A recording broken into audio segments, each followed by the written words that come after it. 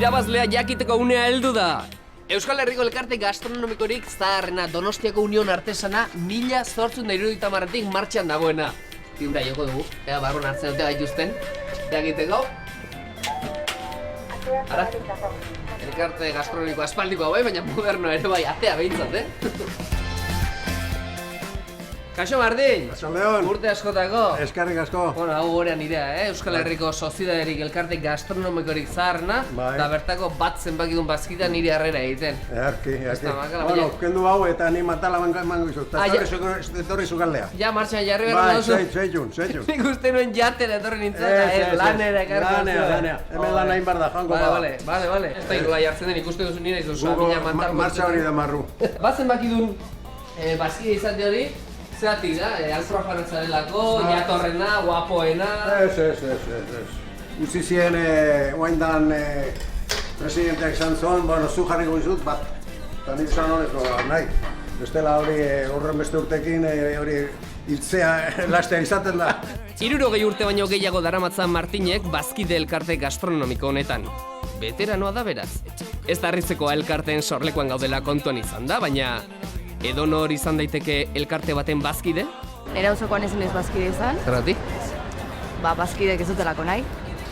Ez dutelako zu bazkide izaterik nahi? Ez, emakumezkoek bazkide izatea nahi ez dutelako. Erreni bai, eta hau esan, Andreak eta gizona adintena sartzen zirakoa. Ez dinako gaina ez izan. Lehenengo izan zen? Bai. Nere adinetik gertuago daudenek bozkatzen dutela. Ezetz? Eta nere gurasoen adinekoek bozkatzen dutela, baietz. Modakat kuadriako bat, dala zerraniko soziedadekoa, orduan ni ja... Laren kontura hiltzen zarete. Ni bazkide nahi. Zu bazkide zara? Zuen gurasoa bai? Aita ala ama? Aita. Aita?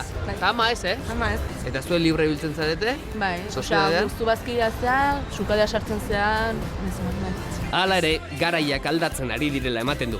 Eta emakumeak gero eta elkarte gehiagotan daude. Union Artesanaren kasuan ere horrela da. Eso dia asko hortik bizibide, Emakumeak ekartzetik? Bai. Bai? Bai, bestela gizona ez litzek etorrikota. Oixe. Elia pelako zito. Hengo gorrio que suma soaz baita nire.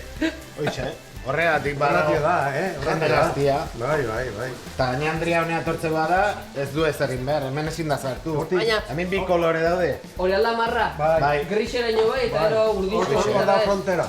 Baina batzuek dioten bezala, legeak, edo kasu honetan mugak, hausteko daude. Sukaldera ez. Baina, batzutan sartzen gara laguntzea. Bai. Batzuk aserre arazten ditugu nahi. Gero begiradak aguantatu behar. Hori da.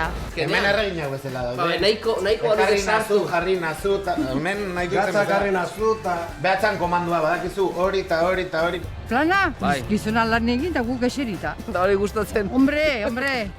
Bat aliz behintzet, Noiz amein, ez du kalterik egiten. Izan ere, emakumerik gabeko leku bat azkenean gatzia beko janaria bezala da, ezin da, Adibidez gure tanborradan ere emakumeak ateatzea, Beste batzutan ez, bakoitza bere estamenduak ditu.